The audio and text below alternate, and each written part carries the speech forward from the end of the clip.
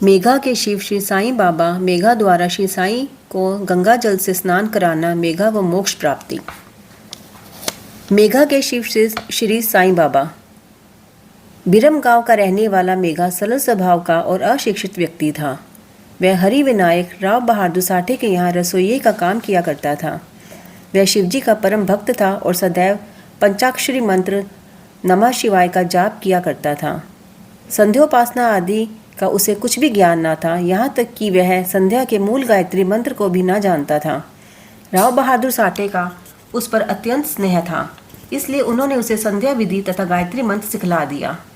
साठे साहब ने श्री साईं बाबा को शिवजी का साक्षात अवतार बतलाकर उसे शिरडी भेजने का निश्चय किया, किंतु साठे साहब से पूछने पर उन्होंने बताया कि श्री साईं बाबा तो यवन है, इसलिए मेघा ने सोचा कि शिरडी में एक यवन को प्रणाम करना पड़े, यह अच्छी बात नहीं है।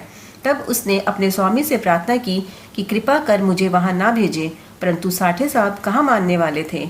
उन्होंने उसे किसी प्रकार शिरडी भेज दिया तथा उसके द्वारा अपने ससुर गणेश दामोदर उपनाम दादा केलकर को, जो शिरडी में ही रहते थे, एक पत्र भेजा कि मेघा का परिचय बाबा से करा देना। शिरडी पहुंचने पर जब वह मस्जिद में घुसा तो बाबा क्रोधित हो गए और उसे मस्जिद में आने की मनाही कर दी।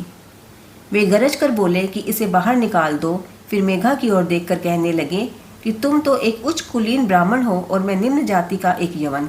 तुम्हारी जाति भ्रष्ट हो जाएगी, इसलिए यहाँ से बाहर निकल जाओ। ये शब्द सुनकर मेघा कांप उठा। उसे बड़ा आश्चर्य हुआ कि जो कुछ उसके मन में विचार उठ रहे थे उन्हें बाबा ने कैसे जान लिया। किसी प्रकार वह कुछ दिन वहाँ ठहरा और अपनी इच्छा अनुसार सेवा भी करता रहा, परंतु उसकी इच्छा तृप्त नहीं हुई। फिर वह घर लौट आया और वहाँ से त्र्यंबक नासिक जिला चला गया। वर्ष भर के पश्चात वह पुनः शिरडी आया और इस बार दादा केलकर के कहने से उसे मस्जिद में रहने का अवसर प्राप्त हो गया। मस्जिद में रहकर साईं बाबा के उपदेश से उसमें काफ़ी बदलाव आ चुका था। अब तो वह श्री साईं बाबा को शिवजी का ही साक्षात अवतार समझने लगा था। शिव पूजन में बिल्व पत्रों की आवश्यकता होती है, इसलिए अपने शिवजी का पूजन करने हेतु बिल्व पत्रों की खोज में वह मीलों दूर निकल जाया करता था।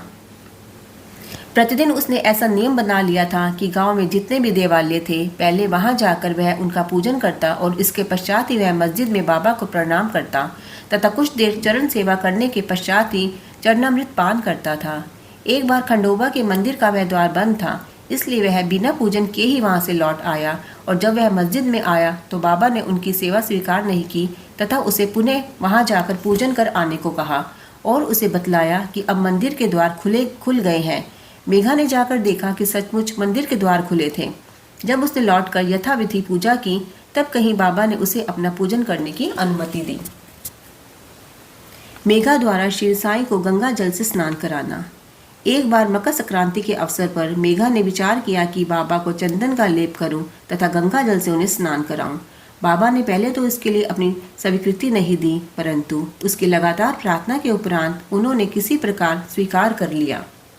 गोदावरी नदी का पवित्र जल लाने के लिए मेघा को 8 कोस का चक्कर लगाना पड़ा। वह जल लेकर लौट आया और दोपहर तक पूर्ण व्यवस्था कर ली। तब उसने बाबा को तैयार होने की सूचना दी। बाबा ने पुनः मेघा से अनुरोध किया कि मुझे इस झंझट से दूर ही रहने दो। मैं तो एक फकीर हूँ, मुझे गंगा जल से क्या प्रयोजन। परंतु मेघा को सुनता ही ना था।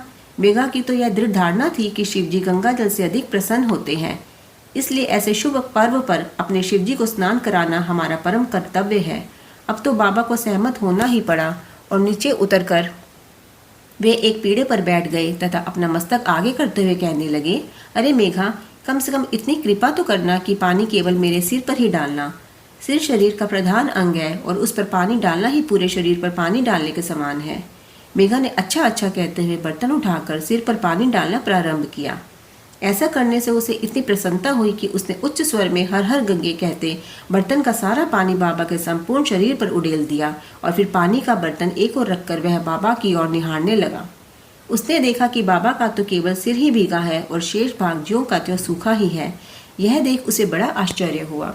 मेघा बाबा को 2 बार स्नान कराता था। पहले वह बाबा को मस्जिद में स्नान कराता और फिर वाड़े में नाना साहेब चांदोरकर द्वारा प्राप्त उनके बड़े चित्र को। इस प्रकार यह क्रम 1 वर्ष तक चलता रहा। बाबा ने उसकी भक्ति तथा विश्वास दृढ़ करने के लिए उसे दर्शन दिए। एक दिन प्रातःकाल मेघा जब अर्ध निद्रावस्था में अपनी शया पर लेटा हुआ था तब उसे उनके दर्शन हुए। बाबा ने उसे जागृत जानकर अक्षत फेंकी और कहा कि मेघा, मुझे त्रिशूल लगाओ। इतना कहकर वे अंतर्धान हो गए। उनके शब्द सुनकर उसने उत्सुकता से अपनी आंखें खोली, परंतु देखा कि वहाँ कोई नहीं है, केवल अक्षत यहाँ वहाँ बिखरे पड़े हैं। तब वह उठकर बाबा के पास गया और उन्हें स्वप्न आने के पश्चात उसने त्रिशूल लगाने की आज्ञा मांगी। बाबा बोले कि क्या तुमने मेरे शब्द नहीं सुने? वह कोई स्वप्न नहीं वरन मेरी आज्ञा थी। मेरे शब्द सदैव अर्थपूर्ण होते हैं, थोथे पोचे नहीं। मेघा कहने लगा कि आपने दया कर मुझे निद्रा से तो जागृत कर दिया है, परंतु सभी द्वार पूर्ववत ही बंद देखकर मैं मूढ़मति भ्रमित हो गया कि कहीं स्वप्न तो नहीं देख रहा था। बाबा ने आगे कहा कि मुझे प्रवेश करने के लिए किसी द्वार की आवश्यकता नहीं है, ना मेरा कोई रूप है और ना ही कोई अंत। मैं सदैव सर्व भूतों में व्याप्त हूँ। जो मुझ पर विश्वास रखकर सतत मेरा ही चिंतन करता है, उसके सब कार्य मैं स्वयं ही करता हूँ और अंत में उसे श्रेष्ठ गति देता हूँ। मेघा वाड़े में लौट आया और बाबा के चित्र के समीप ही दीवार पर एक लाल त्रिशूल खींच दिया। दूसरे दिन एक रामदासी भक्त पुणे से आया। उसने बाबा को प्रणाम कर शिव पिंडी भेंट की। उसी समय मेघा भी वहां पहुंचा। तब बाबा कहने लगे कि देखो, शंकर भोले आ गए हैं, अब इन्हें संभालो।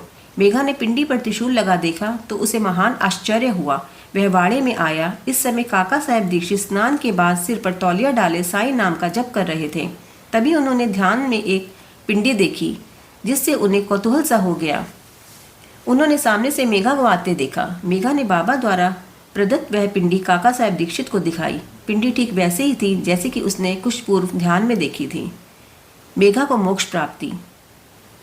कुछ दिनों में जब त्रिशूल का खींचना पूर्ण हो गया तो बाबा ने बड़े चित्र के पास, जिसका मेघा नित्य पूजन करता था, ही उस पिंडी की स्थापना कर दी।